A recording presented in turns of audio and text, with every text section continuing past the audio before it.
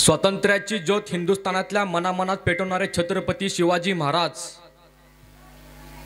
व त्या ज्योतीचं वनव्यात रूपांतर करून अहोरात्र बलिदान देणाऱ्या छत्रपती शिवाजी महाराजांच्या मावळ्यांना प्रथमतः मानाचा त्रिवार अभिवादन।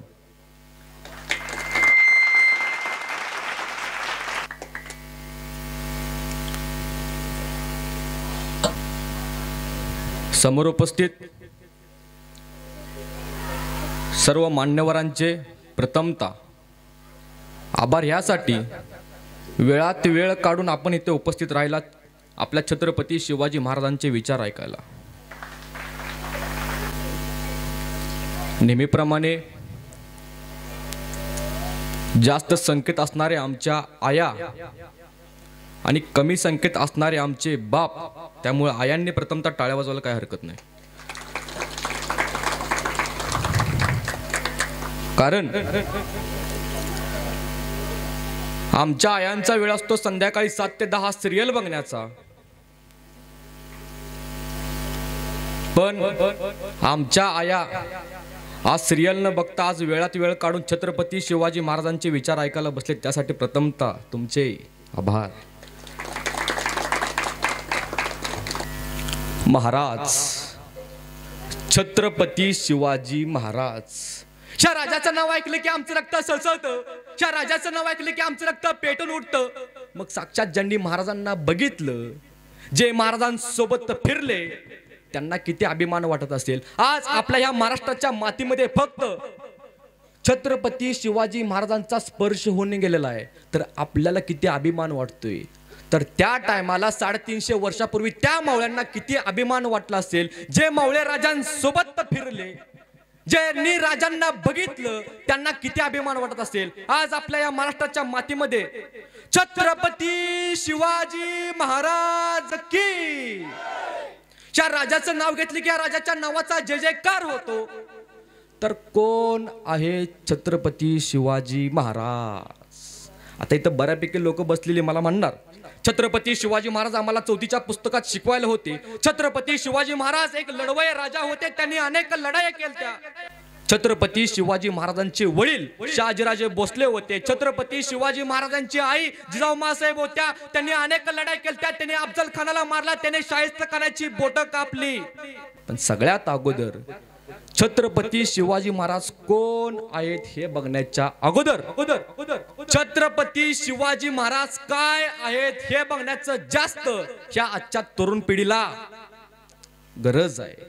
कारण मर्द माणसाच्या जन्माला येऊन सुद्धा केवळ कर्तृत्वाच्या जोरावर देवत्वापर्यंत पोहोचता येतं, त्याचं एकमेव द्वितीय उदाहरण म्हणजे छत्रपती शिवाजी महाराज आहेत।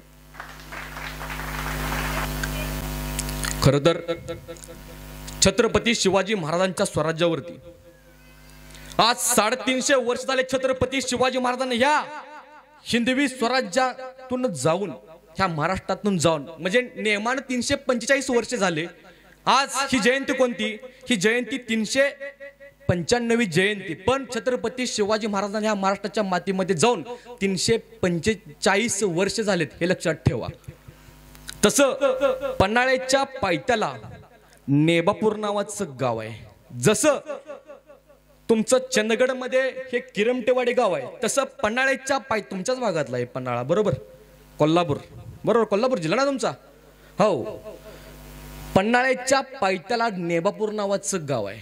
त्या नेबापूर गावातील एक माणूस, त्याचं नाव काय?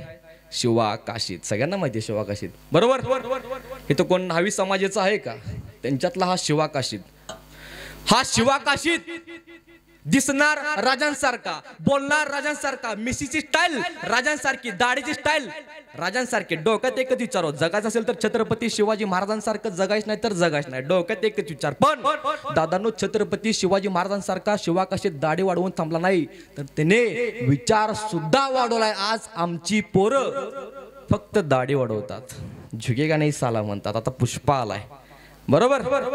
पण शिवा काशीदने फक्त छत्रपती शिवाजी महाराजांसारखी दाढी वाढवली नाही, त्याने विचार सुद्धा वाढवलाय।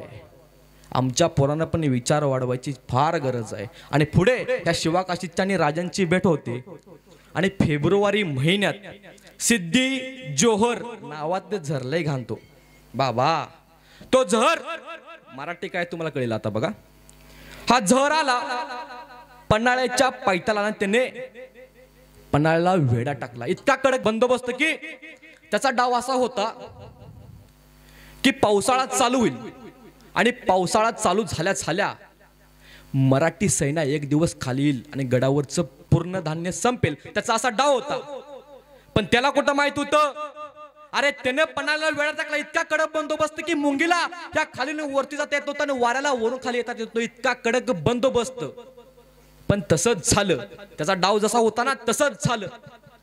गडावरचं पूर्ण धान्य संपलं आणि राजांची सैन्य तग धरून उभा राहिली. पण या सिद्धी जोहरला कुठं माहितीये, अरे पोटात काय नसेल तर पाठीची कडे ताट ठेवतात तर मराठे, लढतात तर मराठे, झुंजतात तर मराठे. आणि तसंच झालं. राजांची सैन्य तग धरून उभा राहिली. 9 महिने लॉकडाऊन पडलं. या जगातले पहिले लॉकडाऊन तुम्ही आणि मी नाही अनुभवलं तर ह्या जगातले पहिले लॉकडाऊन 350 वर्षापूर्वी छत्रपती शिवाजी महाराजांनी त्या पन्हाळा किल्ल्यावरती अनुभवलेला आहे. तुमच्या माझ्या आधी सगळं सहन करून गेला आहे माझा राजा. हा राजा सगळं सहन करून गेलाय. पण आता लॉकडाऊन पडलं, 9 महिने कडक बंदोबस्त. खाली कोणाला येता येत नव्हतं, खालून वरती कोणाला जाता येत नव्हतं. इतका कडक बंदोबस्त. पण राजांना असं वाटलं राजा कैद असावा, पण राजाच्या प्रजेला एका जोखमीमध्ये टाकावं. एका राजाला शोभत नाही म्हणून राजाने काय केलं, त्या शिवाकाशीतला बोलावणं धाडलं. शिवा आला, राजांपाशी आला आणि शिवा राजांना म्हणतो, राज ओ राज, अहो बोलावणं धाडलं जी.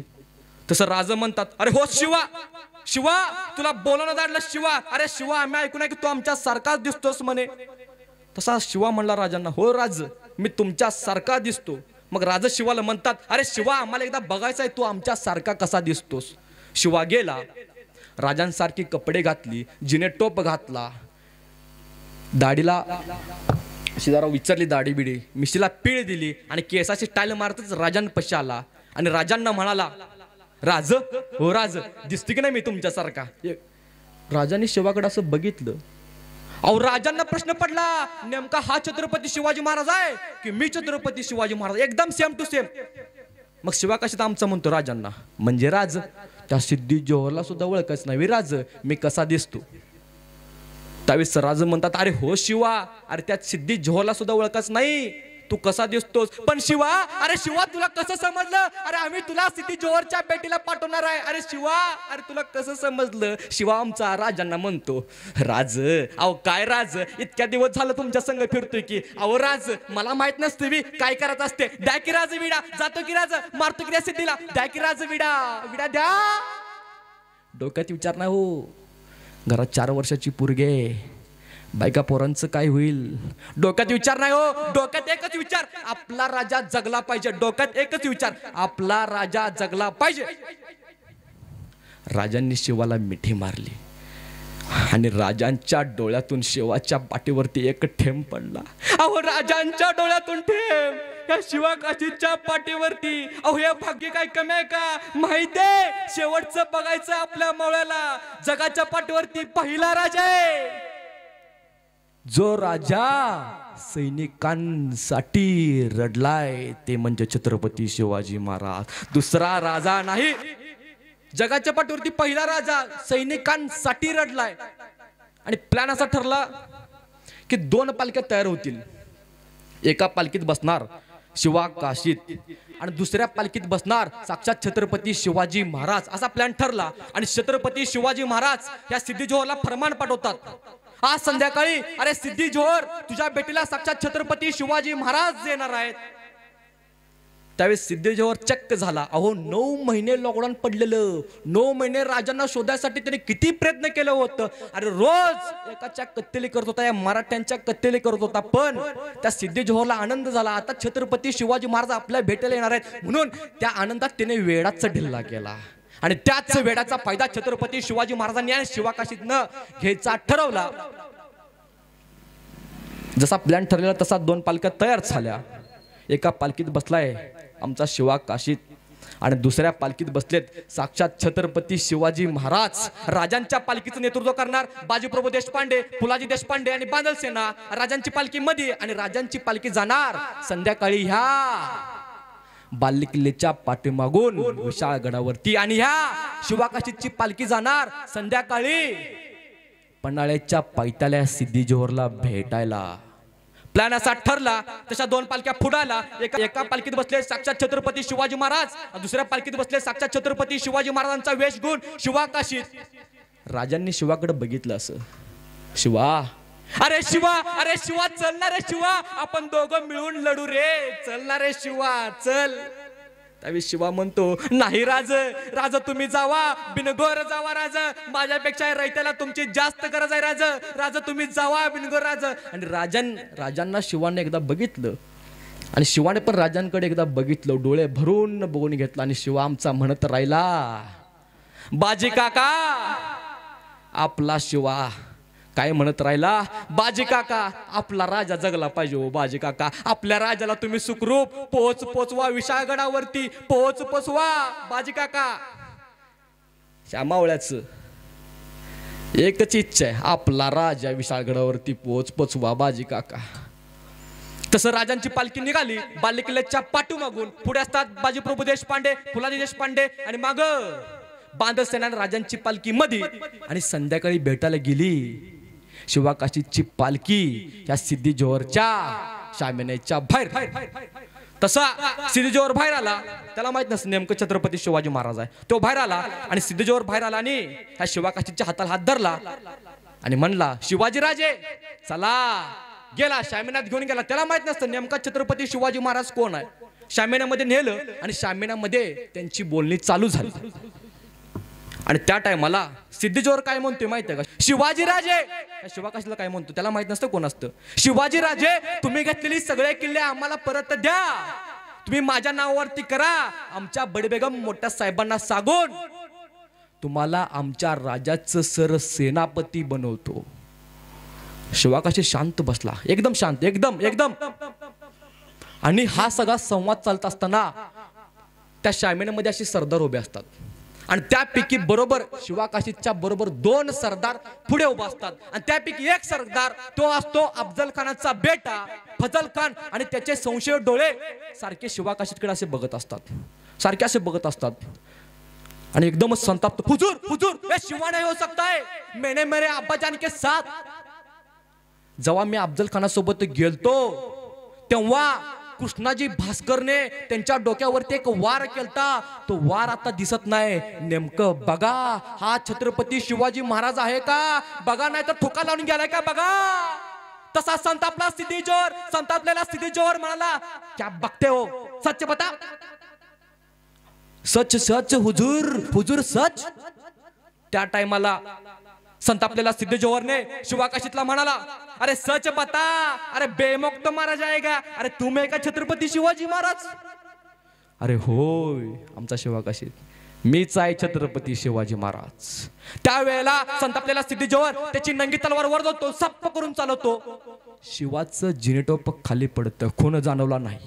दुसऱ्यांदा अजून एकदा विचारतो, अरे सच बता, अरे बेमौक तो मारा जाएगा, अरे तुम आहे का छत्रपती शिवाजी महाराज. अरे होय, अरे मीच आहे छत्रपती शिवाजी महाराज. अरे जन्माला जरी शिवा काशीद म्हणून आला असेल तरी मरताना छत्रपती शिवाजी महाराज म्हणून मरतोय. हे भाग्य काय कमी आहे का. हे ऐकता संतापलेला सिद्धी जोहर त्याची नंगी तलवार वर धरतो, सप्प करून चालवतो. शिवाचं गर्दन मातीमध्ये पडतं. आमच्या राजांचा मावळा शिवा माती मध्ये पडतो आणि शिवाची गर्दन कलम झालेली असते. आणि त्या शिवाच्या गर्दन मधून एक वाफ उंच आकाशात उडते आणि त्या वाफेला आमचा शिवा काशीत म्हणत राहिला, अरे सांगा माझ्या राजाला, हा तुमचा शिवा मातीत नाही मेला, हा तुमचा शिवा मातीसाठी मेलाय. अरे मातीत मरणारे कैक लोक असतात, पण मातीसाठी मरणारे फक्त छत्रपती शिवाजी महाराजांचेच मावळे असतात. छत्रपती शिवाजी महाराजांचेच मावळे असतात.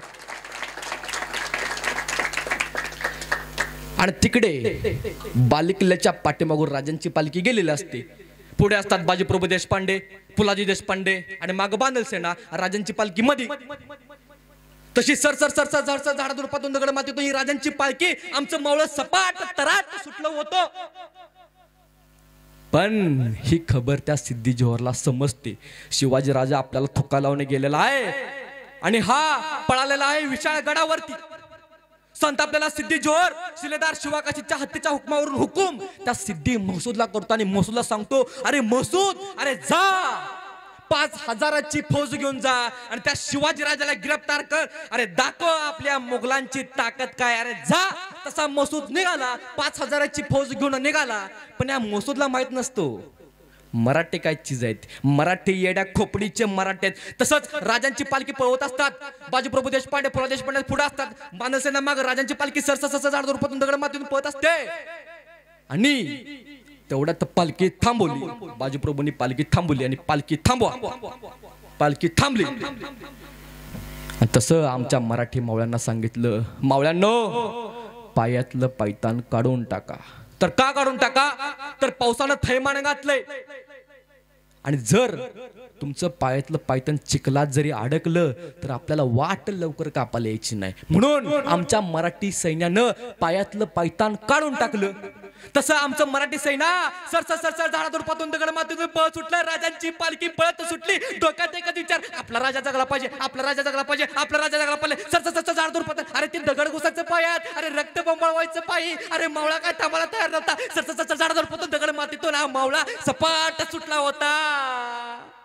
आणि जशी राजांची पालखी आले आले आले कुठे आली, मसाईच्या पठारावरती आली.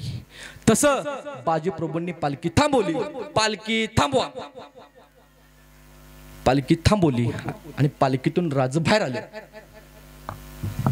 आणि राज म्हणाल, बाजी काका काय झालं बाजी काका. अहो राज, अहो गनिमत जवळ येत आहे. राज आपण दोघं जाऊन ह्या वाटेनं काय फायदा नाही. राज आपण असं करू. राज आपण काय करू. राज हे जरा वाक्य नीट आहे का बरं का. काय म्हणतात बाजी काका. राज आपण असं करू. बाजी काका काय म्हणतात, राज निम्मे लोक घेऊन तुम्ही पुढे जा. निम्मे लोक घेऊन आम्ही इथं थांबितो. थांबिता थांबिता मारितो, मारिता मारिता झुंजितो, झुंजिता झुंजिता मरितो. आमच्या लेकरांना पोरा बाळांना सांभाळायला आमचा राजा जिवंत आहे. काय बाजी काका म्हणलो, आमच्या पोरा बाळांना सांभाळायला आमचा राजा जिवंत आहे. एवढा विश्वास, एवढा कठोर. जगाच्या पाठीवरती पहिला राजा असणार आहे. ह्या राजांवर आहेच मित्र आहेच म्हणते, पण जरी संशय घेतला तरी पण सांगतो मी, जगाच्या पाठीवरती पहिला राजा असणार आहे. किती विश्वास हो या बाजीप्रभूंचा, किती. आमच्या पोराबाळांना आमचा राजा समर्थ आहे. आम्ही मरतो इथं झुंजता झुंजता, आमचा राजा जगला पाहिजे. तसं हे वाक्य ऐकल्यानंतर आमचं राजा म्हणतात, नाही बाजी काका, बाजी काका नाही.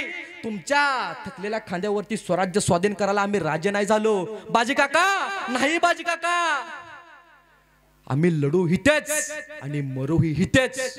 तसं बाजी काका म्हणतात, नाही राज तुम्ही लवकर जावा. राज गनिम जवळ येत आहे. राज तुम्ही लवकर जावा. राज मी वडीलकीच्या नाताने सांगतोय. राज तुम्ही लवकर जावा. राज.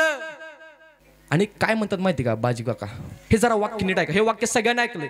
काय म्हणतात बाजी, अहो राजा लाख मेले तरी चालतील, पण लाखाचा पोशिंदा मात्र जगला पाहिजे. राज राजा तुम्ही जावा जावा जावा जावा जावा. तसे आमचे छत्रपती शिवाजी महाराज विशाळगडावरती जायला तयार झाले. अनेकदा बाजीप्रभू म्हणतात, काय म्हणतात, राज तुम्ही विशाळगडावरती सुखरूप पोचवा राज. आणि तुम्ही गेल्यावरती तोपेचे 3 बार करा राज, म्हणजे तुमचा बाजी इथे प्राण सोडायला मोकळाय. त्यावेळेस राज म्हणतात, नाही बाजी काका, बाजी काका तुम्ही लगोलग मी जातो विशाळगडावरती, लगोलग जातो आणि तोपेचे 3 बार करतो. बाजी काका तुम्ही लगेच घोडकिंड सोडून तुम्ही लगेच विशाळगडावरती या. बाजी काका, बाजी काका तुम्ही या. त्यावेळेस आमचं बाजी काका, हो राज, अहो राज तुम्ही जावा राज. आणि तसं राज तयार झालं आणि राज पिंडीतून घोडकिंडीतून राज गेलं होतं आणि विशाळगडावरती बाजीने तिथं झुंज दिली. इथपर्यंत सगळ्यांना इथंच माहिती. पण दादानो त्यावेळेस एक लढाई झाली नाही हो. त्यावेळेस दादानो 2 लढाई झाल्या. एक होती घोडकिंड मध्ये आणि दुसरी होती विशाळगडाच्या पायथ्याला. ती कशी झालं, राज गेलं, लगोलग गेलं आणि राजांनी हा विशाळगडाचा वेढा बघितला. तो वेढा कुणी टाकला होता हो, विशाळगडाच्या पायथ्याला आधीच एक वेढा टाकला होता. तो वेढा कुणी टाकला होता, तर तो आपल्याच मराठी पितूर लोकांनी टाकला होता. तो वेढा बघितला राजांनी आणि राजा म्हणतात, अहो सरका मराठ्यांनो, आमचा बाजी तिकडे प्राण अडकून आहे सरका. आणि आमचा बाजी तिकडे प्राण अडकून होता घोडकिंड मध्ये शमशेर तलवार घेऊन उभा होता आलं आलं आलं या सिद्धी जोवरचं सैन्य आलं आलं आलं आलं आलं एक बाजी असा शमशेर घेऊन उभा होता आणि बाजीच्या अंगावर जाऊन भिडले तसा एक बाजी सपासप कत्तल करत होता रक्ताचा ढीक पेटाचा खच रणतंडव मांडला होता बाजीने त्यावेळी त्या सिद्धी जोवरा समजलं अरे मराठी सैन्य असते तरी कसे अरे माझा राजा सांगतो अरे माझा एक एक मावळा 100-100ला बारे पण इथे एक बाजी सपासप कत्तली करत होता एक बाजी 500 वर तुटून पडला होता एक बाजी आणि ह्या बाजीवरती अरे त्याला वाटले सिद्धी जोहरला अरे मराठी सैन्य असते तरी कसं त्याविषयी सिद्धी जोहरने घरी चाल टाकली ती अशी चाल टाकली की त्याच्या सैन्याला त्या एका सैन्याला घोडकिंडीच्या वरती पाठवलं तसा वरती गेला सर झाडावर पाठवून वरती गेला घोडकिंडीच्या वरती गेला तो सैनिक आणि त्यानं झाडाच्या कडाला लपला असा आणि बरोबर त्या बाजीप्रभू तिथे युद्ध खेळत असतात आणि बरोबर बाजीप्रभू असा नेम धरला ठासणीच्या बंदुकाने चप चप चप करून गोळी झाडली आला आला आला आला गोळ्या धप करून आमच्या बाजीप्रभूच्या छाताडावरती पडली आमचे सह्याद्री सारखे बाजी माती मध्ये पडले पण आमचे बाजी मराठे येडा खोपडीचे मराठ्यात राजांचं रगत आकात अरे तसाच बाजी उठून उभा राहिला आणि आमचा बाजी तसाच शमशेर तलवार घेऊन पुन्हा उभा राहिला अरे माझ्या राजाचा अजून तोपेचा अजून कानावरती यायचा तसंच आमचं बाजी सपासप तिथंच आणि युद्ध चालू केलं आमचं बाजी मातीत पडून सुद्धा आमचं बाजी उठून उभा राहिला तसं राज गेलं लगलो गेलं अरे राज गेलं विशाळगडाच्या पैताल गेले राजांनी तो वेडा बघितला आणि राजा आमच्या मराठ्यांना पितूर मराठ्यांना म्हणतात अरे सरकार रे सरकार सरकार माझ्या पितूर मराठ्यांनो सरकार रे त्यावेळेस पितूर मराठी काय ऐकायला तयार होत नव्हते त्याच वेळी राजा म्हणलं अरे मराठे सरकार नाही तर खुलेआम कत्तल केला जातील अरे सरकार तुम्ही तसे मराठी सैन्य काय ऐकायला तयार नव्हती मराठी सैन्य राजांवरती युद्ध करायला तयार झाली तिथंच राजाने एक युद्ध मांडलं अरे मराठे मोठ्या आवेशात राजांचे हिंदवी स्वराज्यातले मराठे मोठ्या आवेशात तसे आले सरसर आले आणि या पितूर मराठ्यांवरती तुटून पडले राजा तिथंच विशाळगडाच्या पायथ्याला सपासप कत्तल केला रक्ताचा ढीक पेटाचा खच रणतंडव मांडला होता या छत्रपती शिवाजी महाराजांनी विशाळगडाच्या पायथ्याला तसे राजे गेले विशाळगडावरती गेले गेले गेले आणि मौलाना म्हणतात अरे मौलानो अरे मशाला द्या रे मौलानो मशाला द्या अरे माझा बाजी तिकडे घोडकिंड मध्ये प्राण अडकून रे द्या मशाल द्या राजांना मशाला दिली तसे राजे गेले गेले गेले विशाळगडावरती गेले आणि राजाने तोपेचे 3 बार केले तसे आमचे बाजी इथं घोडकिंड मध्ये होते आणि आमचे बाजी शेवटचा श्वास सोडला आमचे बाजी घोडकिंड लढवता लढवता प्राणघात झाले आमचे बाजी घोडकिंडचे पावन खिंड करून गेले आमचे बाजी धारा तीर्थ झाले मराठ्यांचे बाजी आमचे मातीत पडले राज आमचं सुखरूप पोचलं गडावरती पोचलं जगाच्या पाठीवरती पहिला राजा आहे या राजाच्या स्वराज्यामध्ये मरण्यासाठी स्पर्धा झालेत ताना सरजीवा अरे मी जातो लढायला मी जाणार आहे अफजल खानाला मी मारणार आहे भाई जगाच्या पाठीवरती पहिला राजा आहे ज्या स्वराज्याच्या मातीमध्ये या हिंदवी स्वराज्यामध्ये मरण्यासाठी स्पर्धा झाले एकमेव हिंदवी स्वराज्य ते म्हणजे छत्रपती शिवाजी महाराजांचं हिंदवी स्वराज्य